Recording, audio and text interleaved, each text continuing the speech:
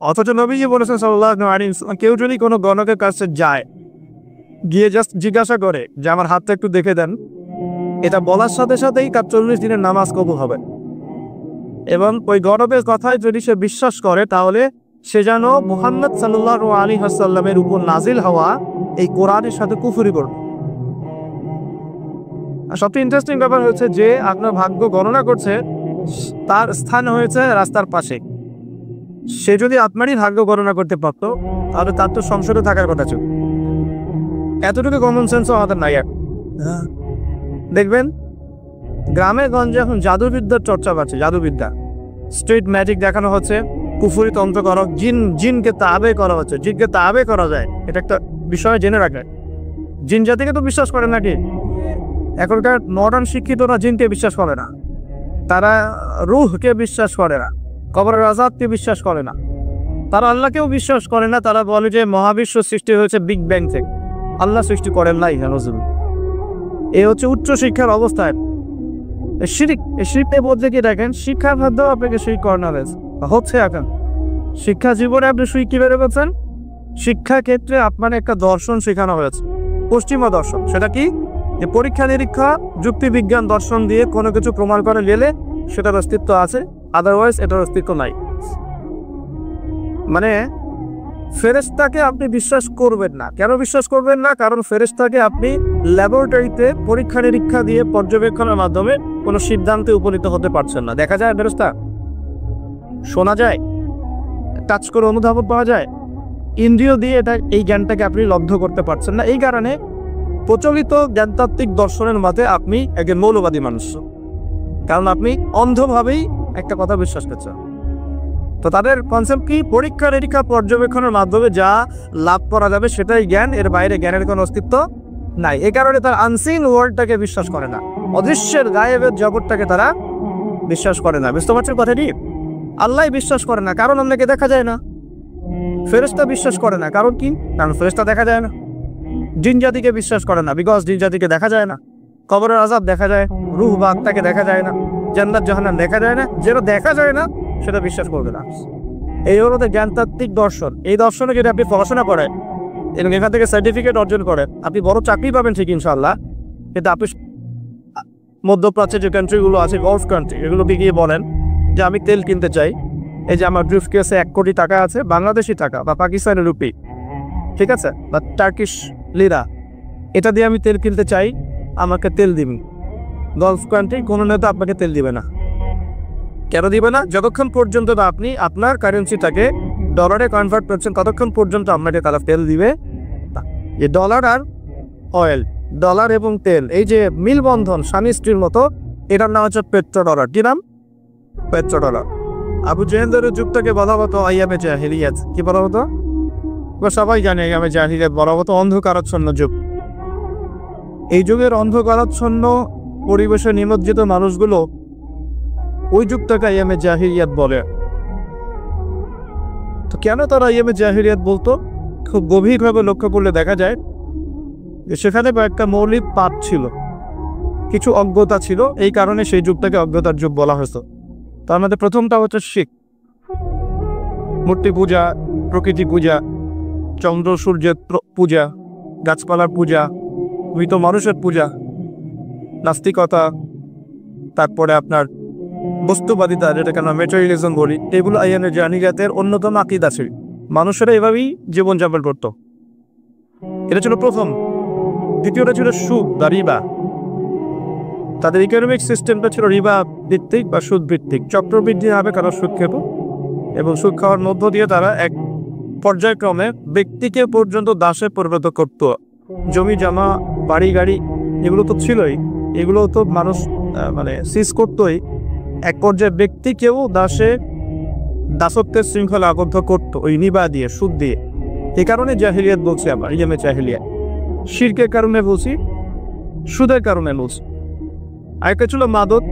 তাদের ঘরে ঘরে মাদক ছিল, ম্যাক্সিমাম মানুষ মাদক দ্রব্যের সাথে সংশ্লিষ্ট ছিল, এটা একটা কারণ ছিল। আরেকটা হচ্ছে নারীর অবমাননা। নারী জাতিকে তারা খুব একটা মূল্যায়ন করতো না। আমরা জানি যে কন্যা সন্তানকে পর্যন্ত জীবন্ত কবর দেয়া হতো, এগুলো শুনেছেন। আরেকটা ছিল মৌলিক, সেটা হতো গোত্রীয় হানাহারি। গোত্রীয় রক্তক্ষয়ী দীর্ঘস্থায়ী সংঘাতে তারা লিপ্ত থাকা, বিভিন্ন গোত্রে দলে উপদলে মারামারি কাটাকাটি, এই ছিল আইয়ামে জাহেলিয়াত। এর পাশাপাশি আরও কিছু ছিল, অশ্লীলতা, ব্যভিচার, জুয়া, ঠিক আছে, অন্যায়ভাবে মানুষকে প্রহার করা, সম্পদ আত্মসাৎ করা ইত্যাদি। তো আমরা যে এখন 1450 বছর পর এসে এই 19 শতাব্দী বলেন আর 20 শতাব্দী বলেন, এইদিকে এসে যে আমরা আইয়ামে জাহেলিয়াত শব্দটা শুনলেই মক্কার দিকে তাকাই, তো এই শিক্ষিত মানুষদের একটু নিজেদের দিকে তাকানোর প্রয়োজন আছে। আমাদের এই 20 শতাব্দীর শিক্ষিত মানুষদের আগে নিজেদের দিকে তাকানোর প্রয়োজন আছে। যে শিক্ষের কারণে আপনি আবু জেহেলের যুগকে আইয়ামে জাহিলিয়াতের যুগ বলছেন, সেই শিখ এখন গ্লোবালাইজেশন হয়েছে, মানে সারা বিশ্বে ছড়িয়ে পড়ছে। আগে আবু জেহেলদের শিরিক ছিল একটা নির্দিষ্ট অঞ্চলের মধ্যে, এখন সেই শিরিকগুলো, শিখের মহাকাবগুলো মুসলিম অমুসলিম, দেশে দেশে, জেলায় জেলায়, থানায় থানায়, ইউনিয়নে সব জায়গায় একদম অক্টোপাসের মতো ছড়িয়ে পড়েছে। ওই শিরিক আপনার কাছেও আছে। আমি ওইদিকে পরে আসবেন সব, আগে আপনাকে বুঝিয়ে দেয় বিষয়। যে সুদের কারণে আপনি আইয়ামে জাহিলিয়াতকে অজ্ঞতার যুগ বলছেন, সেই সুদ এখন রন্ধ্রে রন্ধ্রে প্রবেশ করেছে। সুদ ছাড়া কোনো কান্ট্রি নাই এবং সুদ ছাড়া কোনো ব্যাংক নাই, এবং সুদ ছাড়া চলতে পারে এমন কোনো মুসলিমও এখন বেঁচে আছে কিনা আল্লাহ ভালো জানে। প্রত্যক্ষভাবে আপনি না খেলেও পরোক্ষভাবে আপনি আমি একসাথে সম্পৃক্ত। আমি যখন ইকোনমিক্স বুঝাবো তখন বুঝবেন এটা সুদ আছে, এবং এটা গ্লোবালাইজেশন হয়েছে, সারা বিশ্বে ছড়িয়ে রয়েছে। 3, যে মাদকের কারণে আপনি আইয়ামে জাহিলিয়াতকে অন্ধকারাচ্ছন্ন যুগ বলছেন, সেই মাদক এখন মুসলিমদের ঘরে ঘরে নাই। আর মাদক বলতে আমি কিন্তু যতটাও বুঝিয়েছি, ঠিক আছে, সিগারেটও বোঝাচ্ছে, আর বড় বড় স্কেলে যেগুলো আছে এগুলো তো বোঝাচ্ছি। যে নারীর অবমাননার কারণে আপনি আইয়ামে জাহিলিয়াতের যুগ বলছেন, সেই নারীর অবমাননা এখন মুসলিম অমুসলিম সকলের ঘরে ঘরে প্রবেশ করেছে, করে নাই? আচ্ছা, আর যে গোত্রীয় দ্বন্দ্বের কারণে আপনি আইয়ামে জাহিলিয়াতকে বলছেন তারা বর্বর ছিল, তোমরা হিংস্র ছিল ইত্যাদি, সেই গোত্রীয় দ্বন্দ্ব এখন ধর্মতাত্ত্বিক দ্বন্দ্ব এবং পলিটিক্যাল দ্বন্দ্বের রূপ নিয়েছে। আমার কথাগুলো কি বোঝা যায়? শিক্ষিত মানুষ যারা আছেন তারা হয়তো ইশারা বুঝতে পারবে না, সবকিছু তার খোলামেলা বলা যায় না, বলা যায়? আচ্ছা, আর যারা সমাজদার তাদের জন্য ইশারে যথেষ্ট। তো যে কথাটা বলছিলাম প্রিয় ভাইরা, যে মৌলিক কারণগুলোর কারণে আপনি আইয়ামে জাহিলিয়াতকে দেখে ছি করছেন, কেমন যুগ ছিল, বর্বর, নোংরা, মধ্যযুগীয় ইত্যাদি, সেই প্রত্যেকটা পাপ বা প্রত্যেকটা জাহিলিয়াত বর্তমান বিশ্বে পুরো গ্লোবালাইজেশন, মানে বিশ্বের আনাচে কানাচে এগুলো ছড়িয়ে পড়েছে। একই জিনিস, যে শিরক আবু জেহেলরা করতো, সেম শিরক আমরা করছে না? আবু জেহেলরা হয়তো লাখ, ওজ্জা, মানাত এগুলো পূজা করতো, তাই নাকি? আচ্ছা, এখনকার মুসলিমরা কিসের পূজা করে? দেখবেন মৃত মানুষের পূজা করে, কবরে সেজদা করে, মাজাকে তাস করছে। বলতে থাকলে অনেক বলা যায়। মুসলিম এই হাতে বালা পরে আছে, খোলে না। কেন খোলে না? তার ধারণা, তার আকীদা যে এটা খুলে ফেললে অমঙ্গল হবে, সে তার রোগ আর ভালো হবে না। মুসলিমের রাশি ফলে বিশ্বাস করে, পেপার চলে দেখে যে তার রাশি কি, সিংহ রাশির এই হবে, কন্যা রাশির এই হবে ইত্যাদি। মুসলিমরা দেখবে টিয়া পাখির মাধ্যমে ভাগ্য গণনা করছে রাস্তাঘাটে বসে বসে। অথচ নবীজি বলেছেন সাল্লাল্লাহু আলাইহি ওয়াসাল্লাম, কেউ যদি কোনো গণকের কাছে যায়, সে যদি আপনারই ভাগ্য গণনা করতে পারত, তাহলে তার তো সংসদে থাকার কথা ছিল। এতটুকু কমন সেন্সও আমাদের নাই।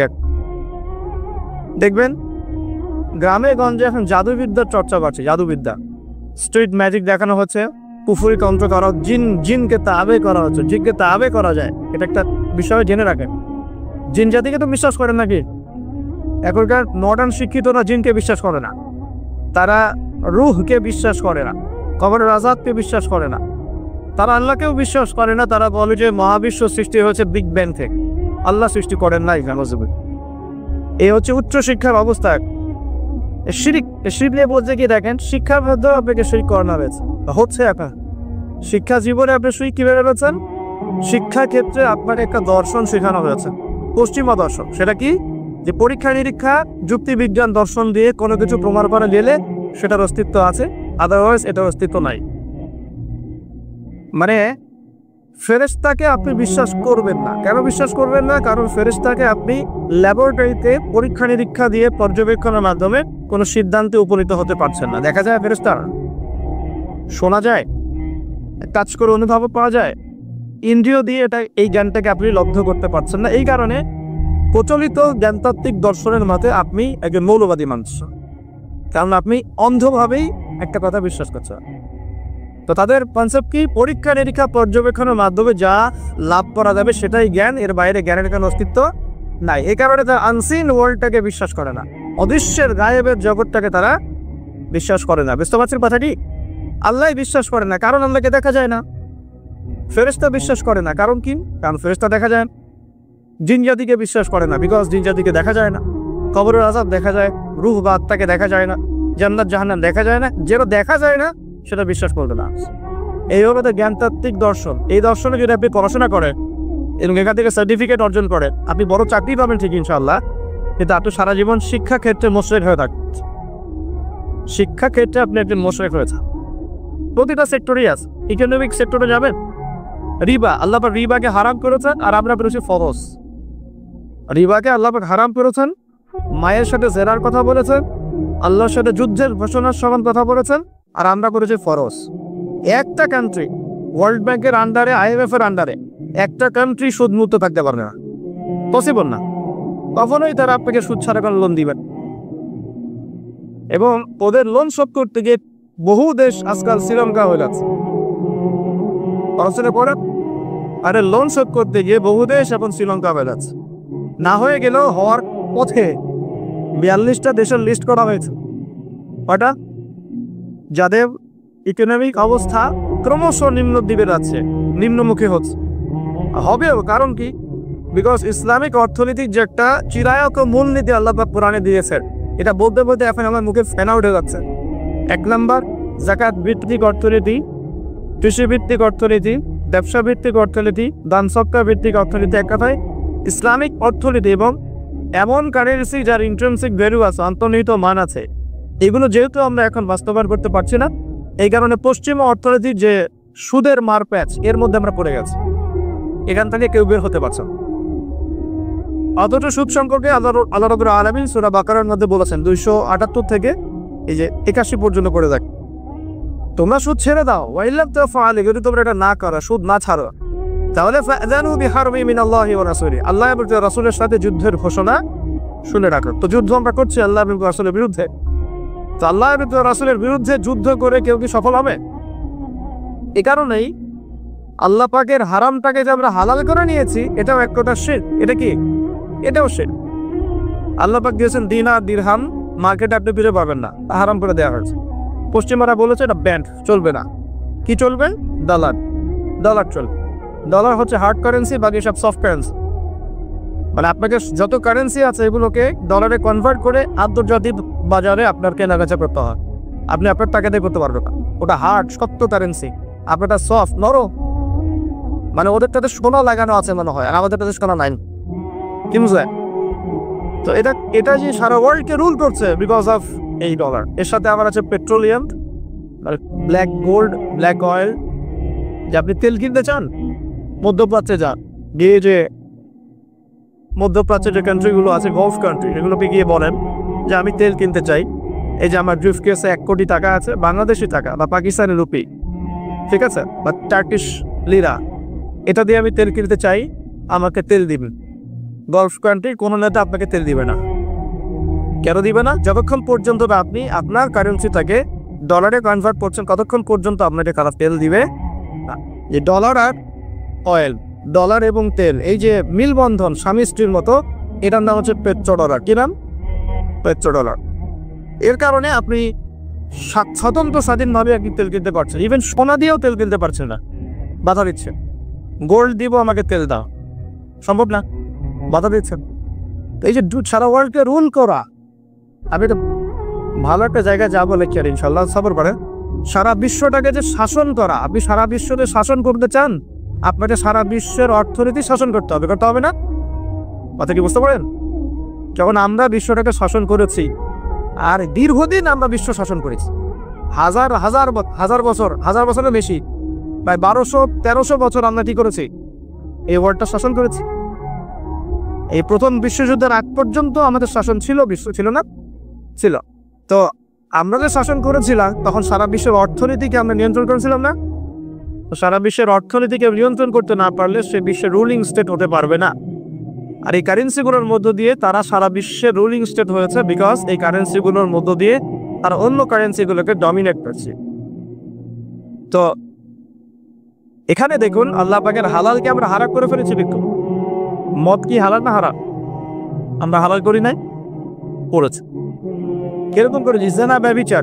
এখনকার যে ছেলে মেয়েগুলা ফ্রি মিক্সিং করে, ছেলে মেয়ের অবাধ মেলামেশা করে, বয়ফ্রেন্ড গার্লফ্রেন্ড কালচার, এরা কি বিশ্বাস করে, আদৌ বিশ্বাস করে যে প্রেম করাটা হারাম? এরা বিশ্বাস করে একা? তারা যে রাত কাটায় বিভিন্ন জায়গায়, কারা কি আদৌ সত্যি বিশ্বাস করে এটা হারাম কাজ? যদি বিশ্বাসই করতো এটা কি করতে পারতো? এ দেখেন আল্লাহ পাকের হারামকে হালাল করে রয়েছে। আবার ধরেন আল্লাহ পাক হালাল করেছেন পর্দা। তো আপনি এখন পর্দা করতে গেলে কিছু মানুষ বলছে যে এ তো পিছিয়ে গেছে, এ তো মৌলবাদী হয়ে গেছে, এই মেয়ে তো এগুলো পোশাক এখন চলে না, এগুলো তো আগে চলতো এখন চলে না, এখন তো এগিয়ে যাওয়ার যুগ, বরং কাপড় খোলার যুগ এখন, তাই না? কি এখন তো মানুষ কাপড় খুলে বেড়াচ্ছে না? কাপড় খোলার জন্য বিভিন্ন বিশ্ববিদ্যালয়ের সামনে দাঁড়িয়ে আন্দোলন করছে না? আচ্ছা, কাপড় খোলার আল্লাহ পাক হালাল করেছেন পর্দা, আপনি ওটাকে হারাম করে কাপড় খোলার দিকে মানুষকে আহ্বান করছেন। এই যে হালালকে হারাম করছেন, দুইটা বিষয় বোঝেন। আপনি মদ খাচ্ছেন, জেনে খাচ্ছেন যে এটা হারাম, বুঝতে পারছেন? এখন আপনি মদ খেয়েছেন কিন্তু জানেন যে মদ খাওয়াটা হারাম, এটার জন্য শাস্তি আছে, আমাকে তওবা করতে হবে। আর এক ব্যক্তি মদ খেয়েছে, সে বিশ্বাসই করে না যে মদ খাওয়া হারাম। দুজন ব্যক্তি সমান? একজন হয়তো ফাসেক বা জালেম হতে পারে, আরেকজন কিন্তু কুফরি করেছে। একজন ফাসেকি বা জুলুম করেছে নিজের লফসের উপরে, তওবার দরজা তো খোলা আছে। আরেকজন কিন্তু কুফরি করছে, সে আল্লাহ পাকের হালালকে হারাম করে নিচ্ছে, হারামকে হালাল করেছে। এখন তো ওয়ার্ল্ড এটার উপর চলছে। আল্লাহ পাকের যত হালাল আমরা আস্তে আস্তে সব হারাম করে ফেলছি, আর হারাম দিলকে আমরা হালাল করে ফেলছি। দেখুন এটা একটা শিরক। তো আমি জায়গাতে শিরকের কথা বলছি, এই শিরক আপনাদের ঘরে ঘরে, আমাদের ঘরে ঘরে আছে। এখন আপনি বলেন যে আমরা একটা কথা বলি যে বেশিরভাগ মানুষ যা বলবে সেটাই সত্য, তাই না? Majority should be granted. আমাদের সমাজে একটা কথা প্রচলিত আছে না, যে 10 জনে যেটা বলে সেটাই ঠিক, তারপরে বেশিরভাগ মানুষের রায় যেখানে, সেটাই হবে সত্য মিথ্যার চূড়ান্ত মানদণ্ড। আমাদের একটা কনসেপ্ট আছে না, এটাই তো ডেমোক্রেসি, প্রচলিত ডেমোক্রেসি এইটাই। তো এখানে দেখেন এই যে বেশিরভাগ মানুষ যে বলছে আল্লাহর সন্তান আছে, এবার আপনি কি করবেন? ওটা গ্রহণ করবে? সব জায়গায় সবকিছু চলে? বেশিরভাগ মানুষের কথা কখন ঠিক হবে? যখন বেশিরভাগ মানুষের কথাই আল্লাহর বিধানের অনুকূলে হবে, তখন ঠিক হবে ইনশাআল্লাহ। ঠিক না? ঠিক কথা। আর যদি দেখা যায় বেশিরভাগ মানুষ আল্লাহর বিধানের বাইরে কথা বলছে, তখন বেশিরভাগ মানুষের কথা বাতিল। অল্প কিছু মানুষ যারা আল্লাহর বিধানের অনুকূলে কথা বলছে, এদের কথাই গ্রহণযোগ্য হবে ইনশাআল্লাহ। একটা ছোট্ট উদাহরণ দিই। এখানে যদি আপনারা 2-4 হাজার মানুষ বসে থাকে এবং আমি একটা জরিপ করি, আপনাদেরকে বলি যে আপনারা একটু আমাদের ভোট দেন, কি ভোট দিবেন? যে মদ এবং জেনা, সুদ, ঘুষ, করাপশন, দুর্নীতি, এগুলো হালাল কি হারাম? এখন আপনারা ভোটাভুটি বলার দরকার নেই, ভোটাভুটি সিলমার। তো দেখা গেল যে ব্যালট কাউন্ট করে দেখা গেল যে ম্যাক্সিমাম লোক বলেছেন এটা হালাল। মদ, জেনা, সুদ, ঘুষ, দুর্নীতি ম্যাক্সিমাম বলেছেন হালাল, আর 10-20 জন লোক বলেছে হারাম। আর আপনি আমাদের বলেন, আপনাদের এই প্রচলিত যে কনসেপ্টটা চলছে এর আলোকে বলেন যে কোনটা গ্রহণযোগ্যতা লাভ করে দেয়? বলেন হারাম না হালাল? এবার হালাল বলতেছে, দেখ ছেলে মদ, জেনা, পর্নোগ্রাফি, সুদ, ঘুষ, দুর্নীতি হালাল, কিন্তু বেশিরভাগ মানুষ তো বলছে হালাল। কি করবে না? তাহলে এখানে মেজরিটি শুড বি গ্রান্টেড, বেশিরভাগ মানুষ যা বলবে সেটাই সত্য, এটা কোথায় গেল? থাকলো? টিকলো? টিকবে না। হ্যাঁ, যদি দুনিয়াতে জোর করে টিকানোও যায়, আসমানে কি টিকবে কিনা? আসমানে টিকবে? আল্লাহর বিচারে টিকবে? টিকবে না। এই হচ্ছে বর্তমান বিশ্ব অবস্থায়, বেশিরভাগ মানুষ যা বলছে এটা সত্য। এখানে ওই যে বললাম কিছু বেশিরভাগ মানুষ বলছে আল্লাহর সন্তান আছে, আলাইহিস সালাম আল্লাহর সন্তান, বহু মানুষ বলছে। কি করবেন? বিশ্বাস করবেন না শিরক হবে? আবার এক শ্রেণীর মানুষ বলছে ওযায়ের আলাইহিস সালাম আল্লাহর সন্তান, হবে? এরা জিউস। দেখুন, আবার অনেকে চন্দ্র, সূর্য, গ্রহ, নক্ষত্র, প্রকৃতি, নদী, নালা, গাছপালা পূজা করছে, বলছে এগুলোই ভগবান, এগুলোই হচ্ছে ঈশ্বর। চলবে? এগুলো ঈশ্বরের নিদর্শন। এগুলো ঈশ্বরের কি? আল্লাহকে ঈশ্বর বলছে এখানে ওদেরকে বোঝানোর জন্য।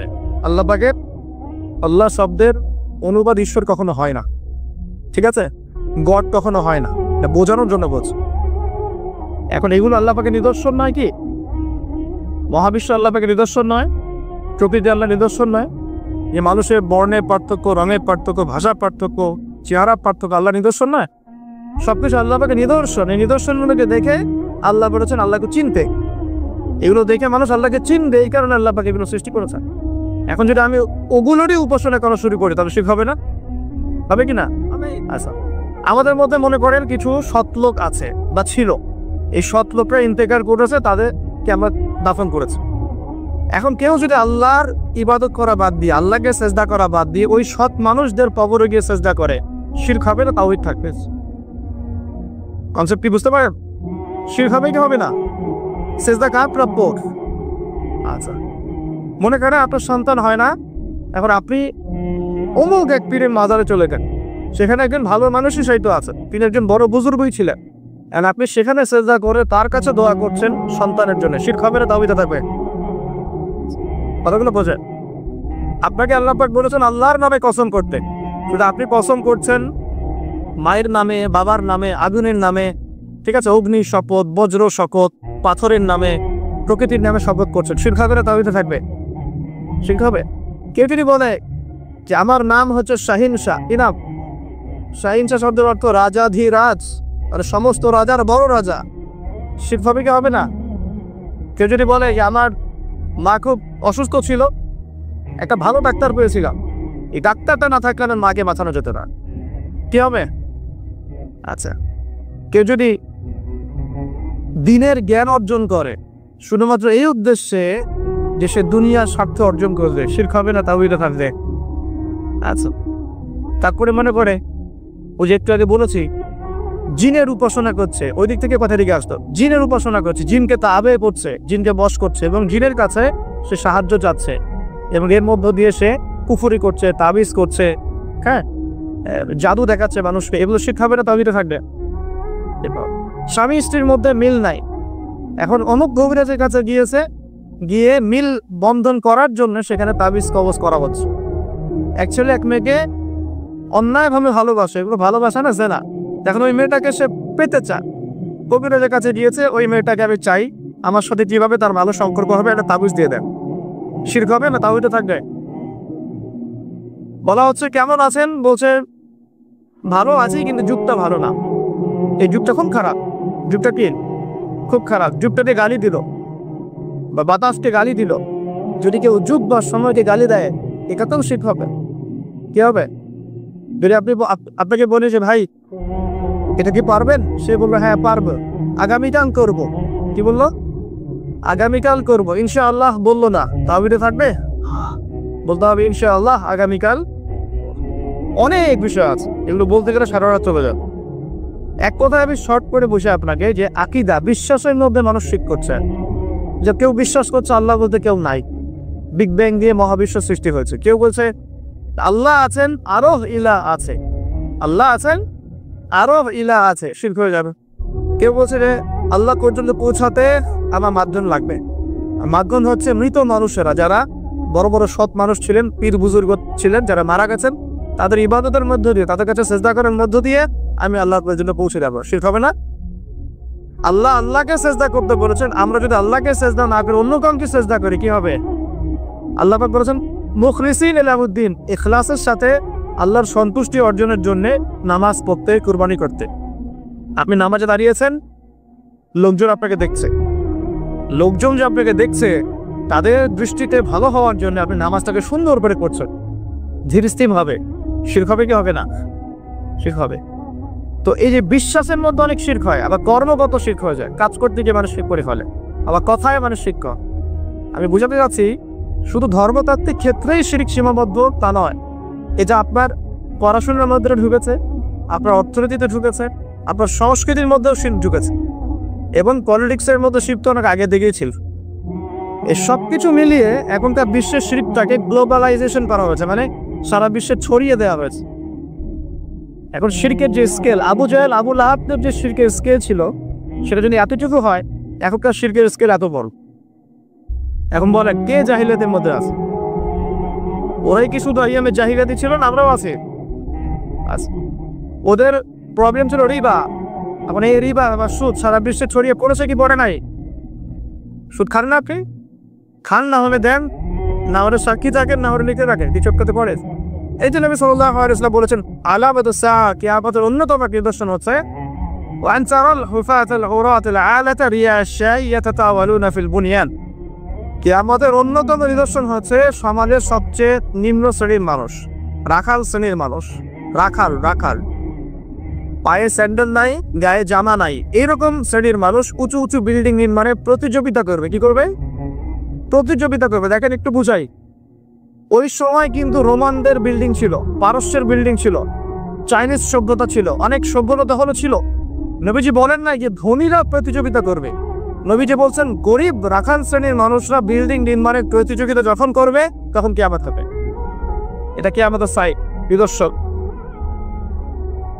আমাকে উত্তর দেন, কিভাবে একজন গরিব মানুষ যার স্যান্ডেল কেনার টাকা নেই সে কিভাবে উঁচু বিল্ডিং করতে পারে? How is this possible? কিভাবে সম্ভব? দুইটা ওয়ে আছে। এক, রিবা, যান লোন নেন বিল্ডিং করে, ব্যাস। আর কি? করাপশন, পণ্যের সম্পদ আত্মসাৎ করেন, আপনি এটা করতে পারেন। আমানতের খেয়ানত করেন, সত্যকে মিথ্যা বানান, মিথ্যাকে সত্য বানান, সুদ খান, ঘুষ খান, দুর্নীতি করেন, আপনি এটা করতে পারেন। তো দেখুন, তাহলে এটা সারা ওয়ার্ল্ডে ছড়িয়ে পড়েছে কি পড়ে নাই? আমরা সবাই কম বেশি রিবার সাথে সম্পৃক্ত আছি। এবং মাদকের কথা বলেছি, সারা বিশ্বে ছাড়াই নাই। আমাদের ইয়াং জেনারেশনের দিকে তাকিয়ে দেখেন, তারা কি মাদকের সাথে সম্পৃক্ত নন? সিগারেট খায় এমন যুবক কজন আছে এখানে? মাশাআল্লাহ, ঠিক আছে। আল্লাহ পাক কবুল করুন।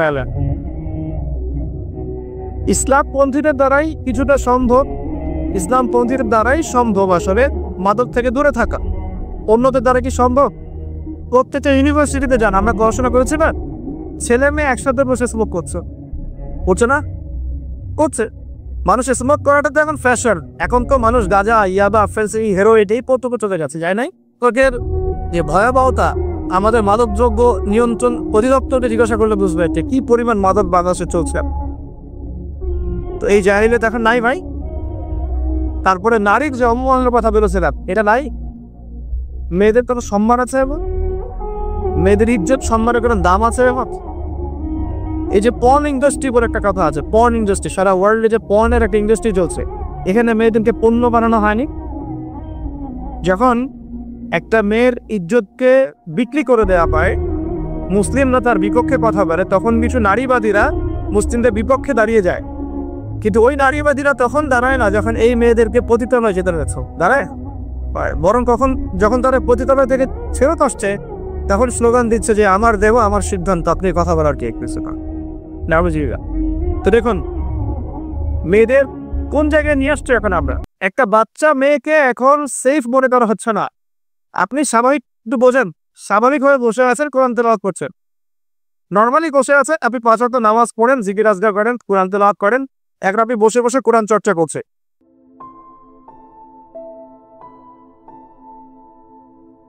অথচ নবীজি বলেছেন সাল্লাল্লাহু আলাইহি ওয়াসাল্লাম, কেউ যদি কোনো গণকের কাছে যায়, গিয়ে জাস্ট জিজ্ঞাসা করে যে আমার হাতটা একটু দেখে দেন, এটা বলার সাথে সাথেই তার 40 দিনের নামাজ কবুল হবে। এবং ওই গণকের কথায় যদি সে বিশ্বাস করে তাহলে সে যেন মুহাম্মদ সাল্লাল্লাহু আলাইহি ওয়াসাল্লামের উপর নাজিল হওয়া এই কোরআনের সাথে কুফরি করবে। আর সবচেয়ে ইন্টারেস্টিং ব্যাপার হচ্ছে যে আপনার ভাগ্য গণনা করছে, তার স্থান হয়েছে রাস্তার পাশে। সে যদি আপনারই ভাগ্য গণনা করতে পারতো তাহলে তার তো সংসদে থাকার কথা ছিল। এতটুকু কমন সেন্সও আমাদের নাই। দেখবেন গ্রামে গঞ্জে এখন জাদুবিদ্যার চর্চা পাচ্ছে, জাদুবিদ্যা, স্ট্রিট ম্যাজিক দেখানো হচ্ছে, কুফরি তন্ত্র করা, জিনকে তাবে করা হচ্ছে, জিনকে তাবে করা যায়। এটা একটা বিষয় জেনে রাখে। জিন জাতিকে তো বিশ্বাস করে নাকি? এখনকার মডার্ন শিক্ষিতরা জিনকে বিশ্বাস করে না, তারা রুহকে বিশ্বাস করে না, কবরের আযাবকে বিশ্বাস করে না, তারা আল্লাহকেও বিশ্বাস করে না। তারা বলে যে মহাবিশ্ব সৃষ্টি হয়েছে বিগ ব্যাং থেকে, আল্লাহ সৃষ্টি করেন নাই। এই হচ্ছে উচ্চ শিক্ষার অবস্থায় শিরিক। এই শিরিকের মধ্যে কি দেখেন, শিক্ষার মাধ্যমে আপনাকে শিরিক করানো হচ্ছে। এখন শিক্ষা জীবনে আপনি শিরিক কি বের করছেন?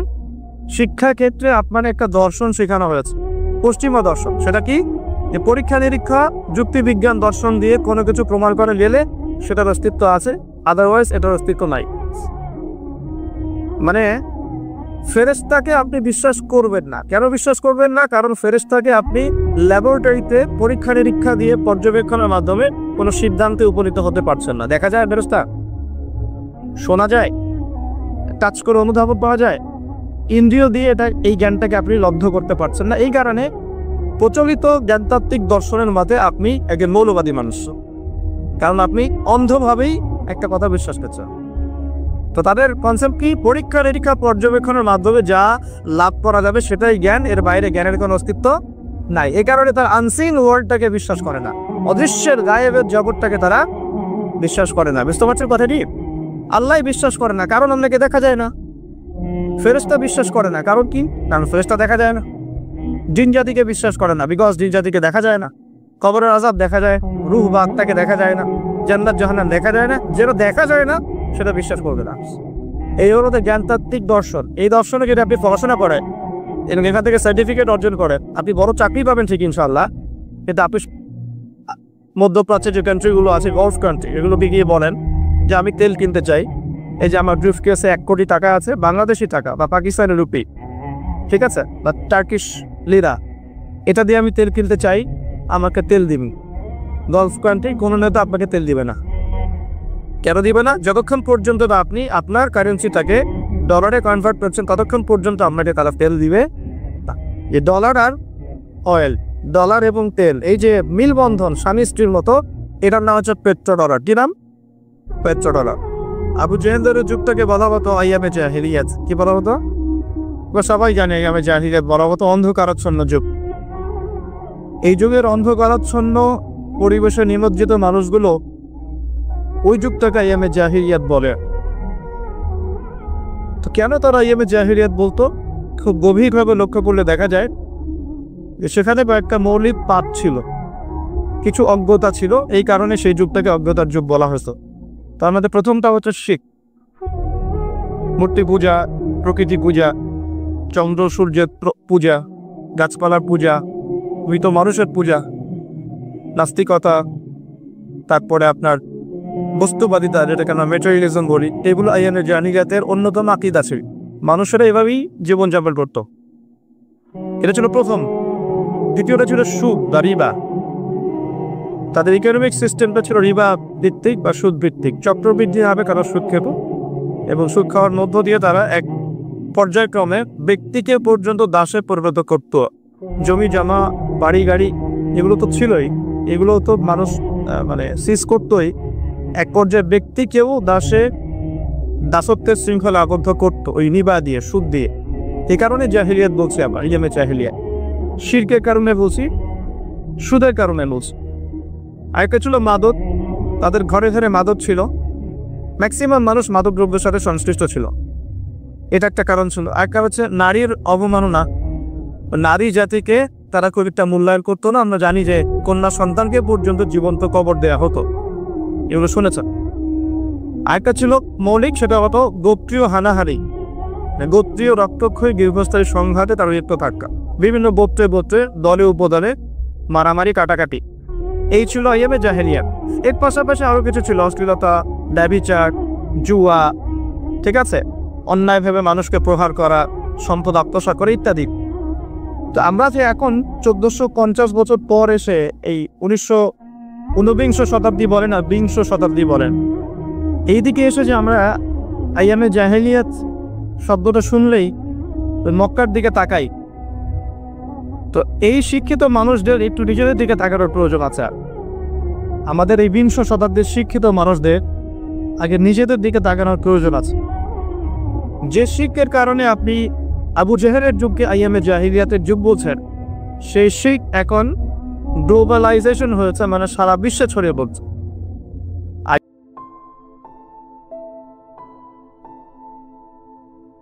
অথচ নবীজি বলেছেন সাল্লাল্লাহু আলাইহি ওয়াসাল্লাম, কেউ যদি কোনো গণকের কাছে যায়, গিয়ে জাস্ট জিজ্ঞাসা করে যে আমার হাতটা একটু দেখে দেন, এটা বলার সাথে সাথেই তার 40 দিনের নামাজ কবুল হবে।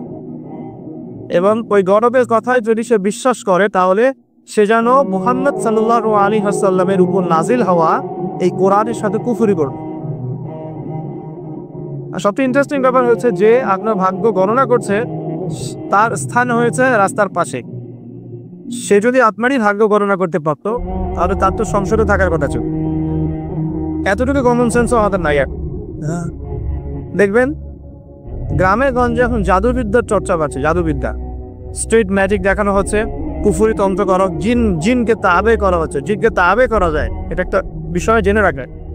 জিন জাতিকে তো বিশ্বাস করে নাকি? এখনকার মডার্ন শিক্ষিতরা জিনকে বিশ্বাস করে না, তারা রুহকে বিশ্বাস করে না, কবরের আযাবকে বিশ্বাস করে না, তারা আল্লাহকেও বিশ্বাস করে না। তারা বলে যে মহাবিশ্ব সৃষ্টি হয়েছে বিগ ব্যাং থেকে, আল্লাহ সৃষ্টি করেন নাই। এই হচ্ছে উচ্চ শিক্ষার অবস্থায় শিরিক। এই শিরিকটা বলতে কি দেখেন, শিক্ষার মাধ্যমে আপনাকে শিরিক করানো হচ্ছে। এখন শিক্ষা জীবনে আপনি শিরিক কিভাবে করছেন? শিক্ষা ক্ষেত্রে আপনার একটা দর্শন শেখানো হয়েছে, পশ্চিমা দর্শন। সেটা কি? যে পরীক্ষা নিরীক্ষা, যুক্তি বিজ্ঞান দর্শন দিয়ে কোনো কিছু প্রমাণ করে গেলে সেটার অস্তিত্ব আছে, আদারওয়াইজ এটার অস্তিত্ব নাই। মানে ফেরেশতাকে আপনি বিশ্বাস করবেন না। কেন বিশ্বাস করবেন না? কারণ ফেরেশতাকে আপনি ল্যাবরেটরিতে পরীক্ষা নিরীক্ষা দিয়ে পর্যবেক্ষণের মাধ্যমে কোনো সিদ্ধান্তে উপনীত হতে পারছেন না। দেখা যায় ফেরেশতা, শোনা যায়, টাচ করে অনুধাবন পাওয়া যায়, ইন্দ্রিয় দিয়ে এই জ্ঞানটাকে আপনি লব্ধ করতে পারছেন না। এই কারণে প্রচলিত জ্ঞানতাত্ত্বিক দর্শনের মতে আপনি একজন মৌলবাদী মানুষ, কারণ আপনি অন্ধভাবেই একটা কথা বিশ্বাস করছেন।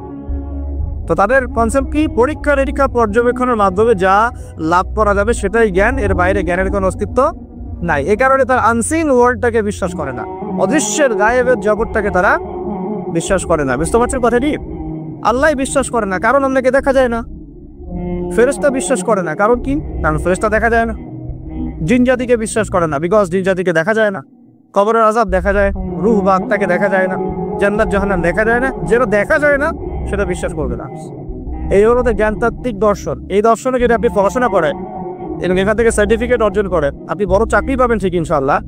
কিন্তু আপনি মধ্যপ্রাচ্যের যে কান্ট্রিগুলো আছে, গলফ কান্ট্রি, এগুলোকে গিয়ে বলেন যে আমি তেল কিনতে চাই, এই যে আমার ব্রিফ কেসে 1 কোটি টাকা আছে, বাংলাদেশি টাকা বা পাকিস্তানের রুপি, ঠিক আছে, বা টার্কিশ লিরা, এটা দিয়ে আমি তেল কিনতে চাই, আমাকে তেল দিবেন।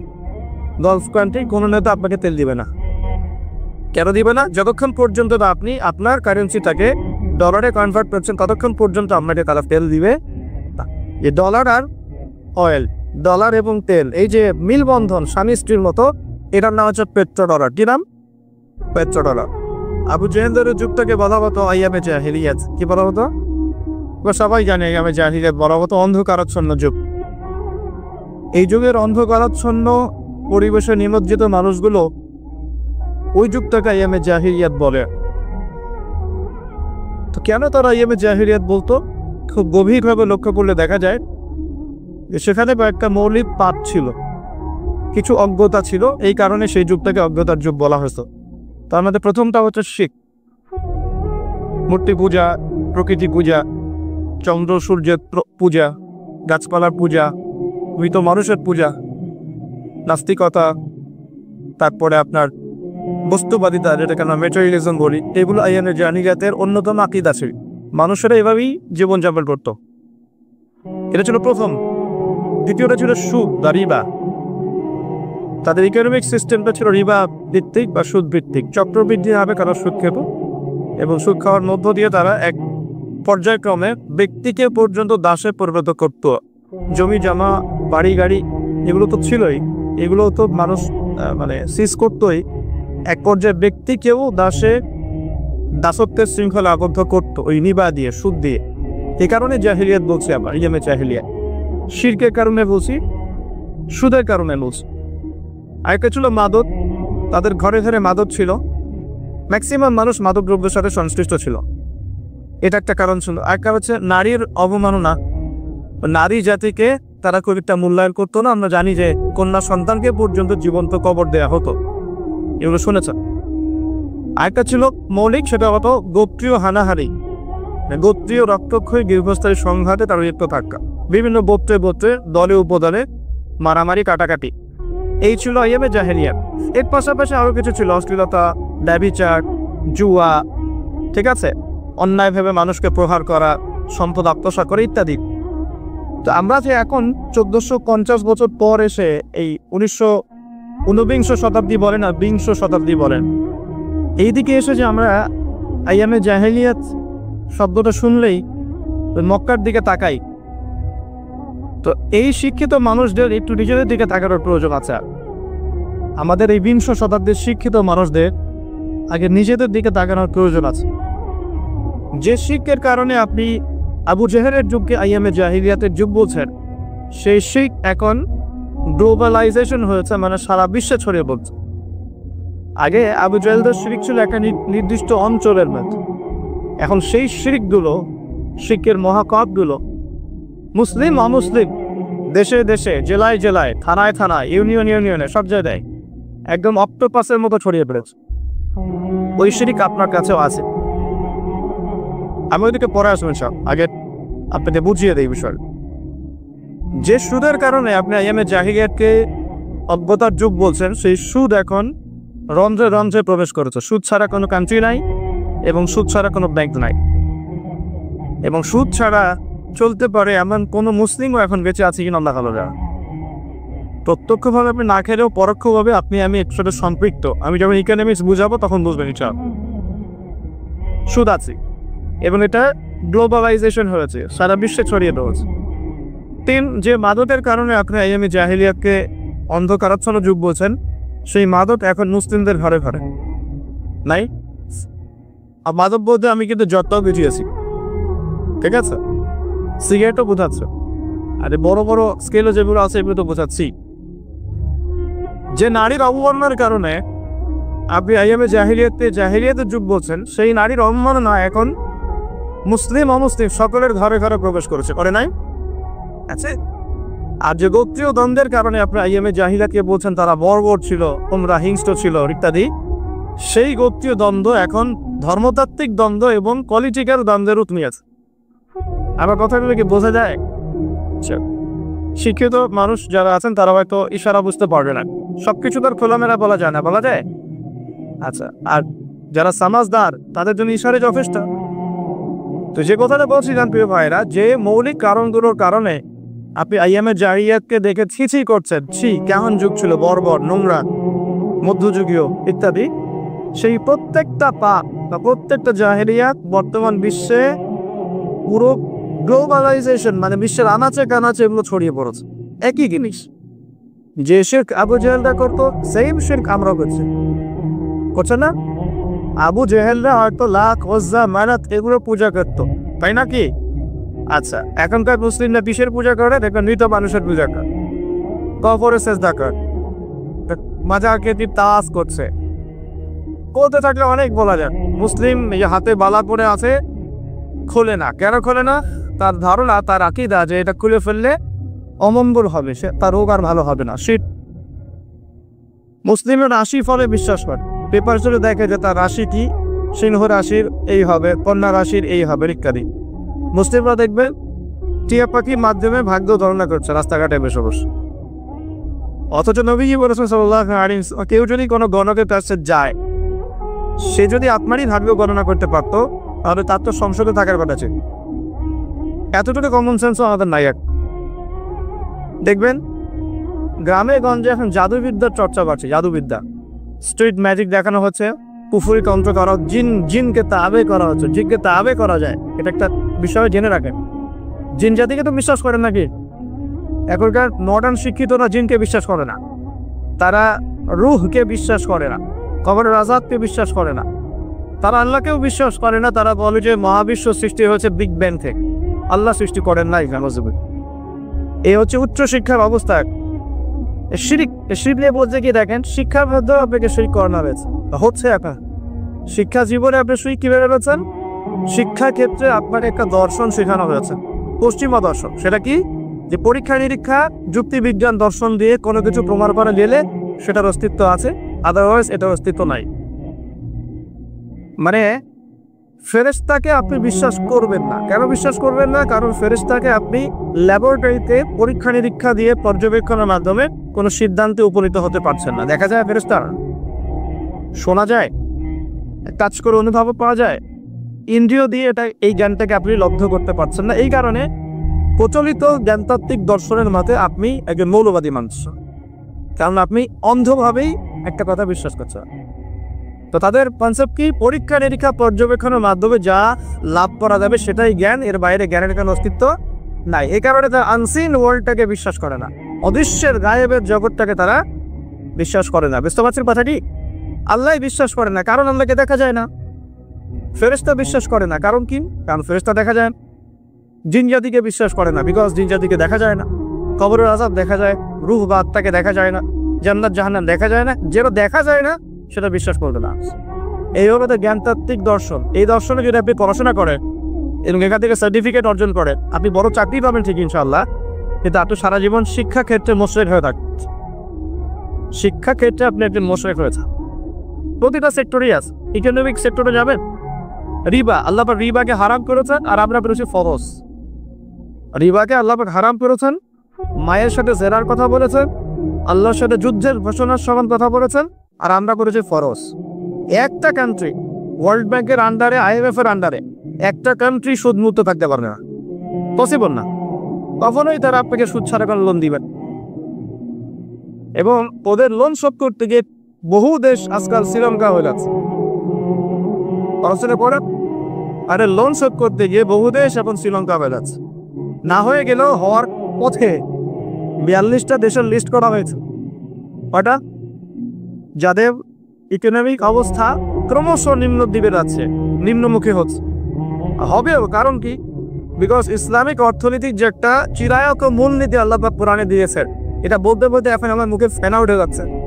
1 নম্বর, যাকাত ভিত্তিক অর্থনীতি, কৃষি ভিত্তিক অর্থনীতি, ব্যবসা ভিত্তিক অর্থনীতি, দান সদকা ভিত্তিক অর্থনীতি। এক কথায় ইসলামিক অর্থনীতি এবং এমন কারেন্সি যার ইন্ট্রিনসিক ভ্যালু আছে, অন্তর্নিহিত মান আছে, এগুলো যেহেতু আমরা এখন বাস্তবায়ন করতে পারছি না, এই কারণে পশ্চিমা অর্থনীতির যে সুদের মার প্যাচ, এর মধ্যে আমরা পড়ে গেছি।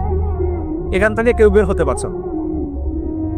অথচ সুদ সম্পর্কে আল্লাহ রাব্বুল আলামিন সূরা বাকারার মধ্যে বলেছেন 278 থেকে এই যে 81 পর্যন্ত পড়ে যাক, তোমরা সুদ ছেড়ে দাও। ওয়াইল্লাম তাফআলু, যদি তোমরা এটা না করো, সুদ না ছাড়ো, তাহলে ফাযানু বিহারবি মিনাল্লাহি ওয়া রাসূলিহি, আল্লাহ এবং তার রাসূলের সাথে যুদ্ধের ঘোষণা শুনে রাখো। তো যুদ্ধ আমরা করছি আল্লাহ এবং রাসূলের বিরুদ্ধে।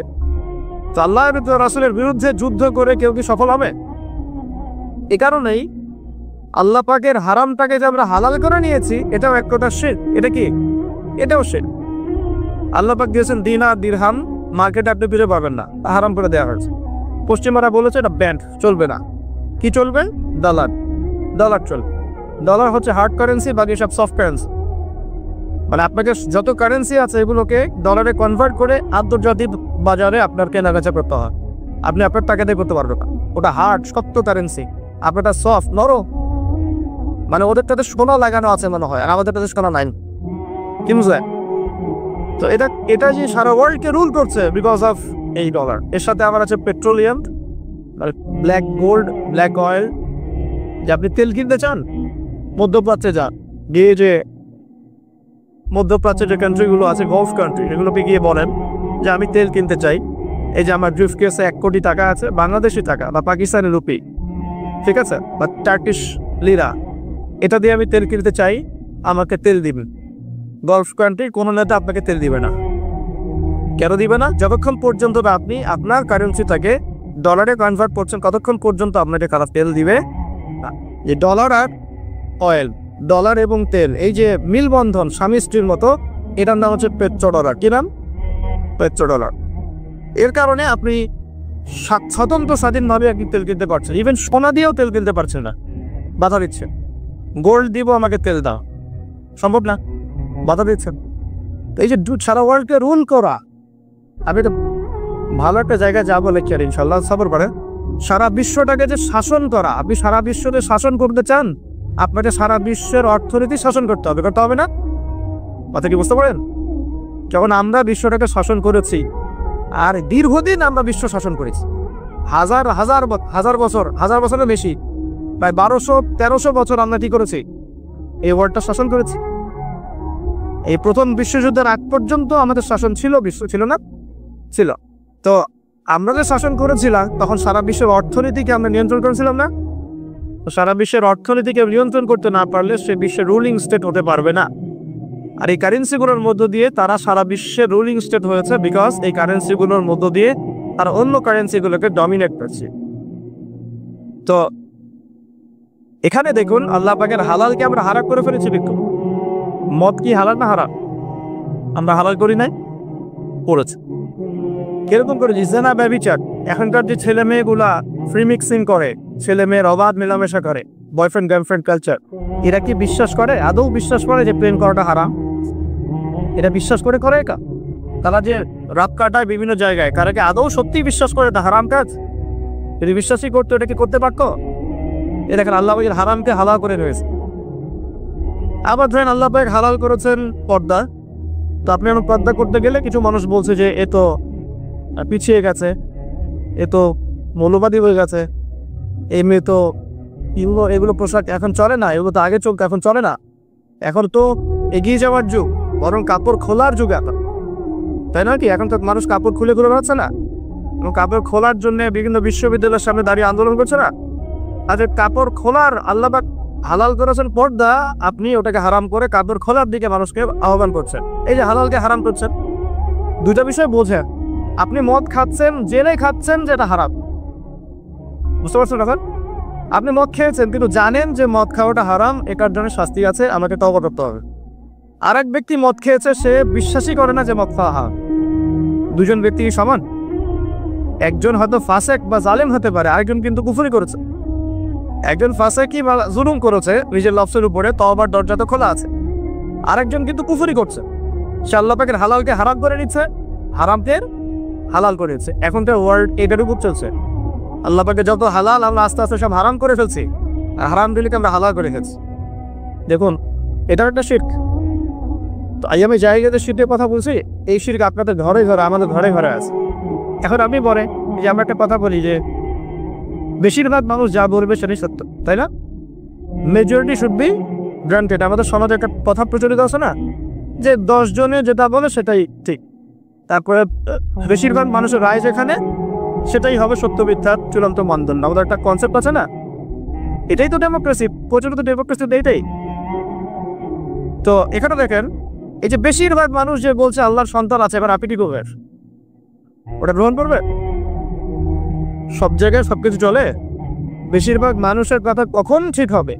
যখন বেশিরভাগ মানুষের কথাই আল্লাহর বিধানের অনুকূলে হবে, তখন ঠিক হবে ইনশাআল্লাহ। ঠিক না? ঠিক কথা। আর যদি দেখা যায় বেশিরভাগ মানুষ আল্লাহর বিধানের বাইরে কথা বলছে, তখন বেশিরভাগ মানুষের কথা বাতিল। অল্প কিছু মানুষ যারা আল্লাহর বিধানের অনুকূলে কথা বলছে, এদের কথাই গ্রহণযোগ্য হবে ইনশাআল্লাহ। একটা ছোট্ট উদাহরণ দেই।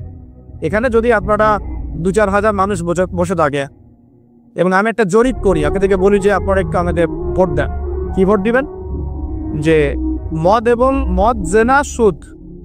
জেনা, সুদ, ঘুষ, করাপশন, দুর্নীতি, এগুলো হালাল কি হারাম? এখন আপনারা ভোটাভুটি বলার দরকার নেই, ভোটাভুটি সিলমার। তো দেখা গেল যে ব্যালট কাউন্ট করে দেখা গেল যে ম্যাক্সিমাম লোক বলেছেন এটা হালাল। মদ, জেনা, সুদ, ঘুষ, দুর্নীতি ম্যাক্সিমাম বলেছেন হালাল, আর 10-20 জন লোক বলেছে হারাম। আর আপনি আমাদের বলেন আপনাদের এই প্রচলিত যে কনসেপ্টটা চলছে, এর আলোকে বলে যে কোনটা গ্রহণযোগ্যতা লাভ করে দেয়? বলেন হারাম না হালাল? এবার হালাল বলতেছে। দেখ ছেলে মদ, জেনা, পর্নোগ্রাফি, সুদ, ঘুষ, দুর্নীতি হালাল, কিন্তু বেশিরভাগ মানুষ তো বলছে হালাল। কি করবে না? তাহলে এখানে মেজরিটি শুড বি গ্রান্টেড, বেশিরভাগ মানুষ যা বলবে সেটাই সত্য, এটা কোথায় গেল? থাকলো? টিকলো? টিকবে না।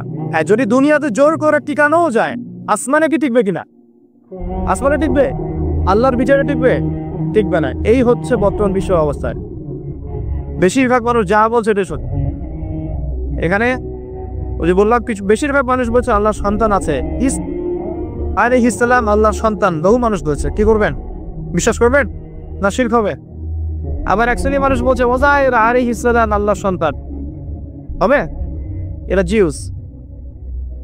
দেখুন আবার অনেকে চন্দ্র, সূর্য, গ্রহ, নক্ষত্র, প্রকৃতি, নদী, নালা, গাছপালা পূজা করছে, বলছে এগুলোই ভগবান, এগুলোই হচ্ছে ঈশ্বর। চলবে? এগুলো ঈশ্বরের নিদর্শন। এগুলো ঈশ্বরের কি? আল্লাহকে ঈশ্বর বলছে এখানে ওদেরকে বোঝানোর জন্য। আল্লাহ পাকের আল্লাহ শব্দের অনুবাদ ঈশ্বর কখনো হয় না, ঠিক আছে? গড কখনো হয় না, এটা বোঝানোর জন্য বলছে। এখন এগুলো আল্লাহ পাকের নিদর্শন নয় কি? মহাবিশ্ব আল্লাহ পাকের নিদর্শন নয়? প্রকৃতি আল্লাহ নিদর্শন নয়? যে মানুষের বর্ণের পার্থক্য, রঙের পার্থক্য, ভাষার পার্থক্য, চেহারার পার্থক্য আল্লাহ নিদর্শন নয়? সবকিছু আল্লাহ পাকের নিদর্শন। এই নিদর্শনগুলোকে দেখে আল্লাহ বলেছেন আল্লাহকে চিনতে। এগুলো দেখে মানুষ আল্লাহকে চিনবে, এই কারণে আল্লাহ পাক এগুলো সৃষ্টি করেছেন। এখন যদি আমি ওগুলোরই উপাসনা করা শুরু করি তাহলে শিরক হবে না? হবে কি না? আচ্ছা, আমাদের মধ্যে মনে করেন কিছু সৎলোক আছে বা ছিল, এই সৎলোকরা ইন্তেকার করেছে, তাদেরকে আমরা দাফন করেছি। এখন কেউ যদি আল্লাহর ইবাদত করা বাদ দিয়ে, আল্লাহকে সেজদা করা বাদ দিয়ে ওই সৎ মানুষদের কবরে গিয়ে সেজদা করে, শিরক হবে না তাওহীদ থাকবে? কনসেপ্ট কি বুঝতে পারেন? শিরক হবে কি হবে না? সেজদা কার প্রাপ্য? আচ্ছা, মনে করেন আপনার সন্তান হয় না, এখন আপনি অমুক এক পীরের মাজারে চলে গেলেন, সেখানে একজন ভালো মানুষই সাহিত্য আছে, তিনি একজন বড় বুজুর্গই ছিলেন, আর আপনি সেখানে সেজদা করে তার কাছে দোয়া করছেন সন্তানের জন্য, শিরক হবে না তাওহীদ থাকবে? কথাগুলো বোঝেন? আপনাকে আল্লাহ পাক বলেছেন আল্লাহর নামে কসম করতে, কিন্তু আপনি কসম করছেন মায়ের নামে, বাবার নামে, আগুনের নামে, ঠিক আছে, অগ্নি শপথ, বজ্র শপথ, পাথরের নামে, প্রকৃতির নামে শপথ করছেন, শিরক হবে না তাওহীদ থাকবে? শিরক হবে। কেউ যদি বলে যে আমার নাম হচ্ছে শাহিন শাহ, কি নাম? শাহিন শাহ শব্দের অর্থ রাজাধিরাজ, মানে সমস্ত রাজার বড় রাজা, শিরক হবে কি হবে না? কেউ যদি বলে যে আমার মা খুব অসুস্থ ছিল, একটা ভালো ডাক্তার পেয়েছিলাম, এই ডাক্তারটা না থাকলে আমার মাকে বাঁচানো যেত না, কি হবে? আচ্ছা, কেউ যদি দিনের জ্ঞান অর্জন করে শুধুমাত্র এই উদ্দেশ্যে যে সে দুনিয়ার স্বার্থ অর্জন করবে, শিরক হবে না তাওহীদ থাকবে? আচ্ছা, তারপরে মনে করে ওই যে একটু আগে বলেছি জিনের উপাসনা করছে, ওই দিক থেকে কথা দিকে আসতো, জিনের উপাসনা করছে, জিনকে তাবে করছে, জিনকে বশ করছে এবং জিনের কাছে সে সাহায্য চাচ্ছে, এবং এর মধ্য দিয়ে সে কুফরি করছে, তাবিজ করছে, হ্যাঁ, জাদু দেখাচ্ছে মানুষকে, এগুলো শিরক হবে না তাওহীদ থাকবে?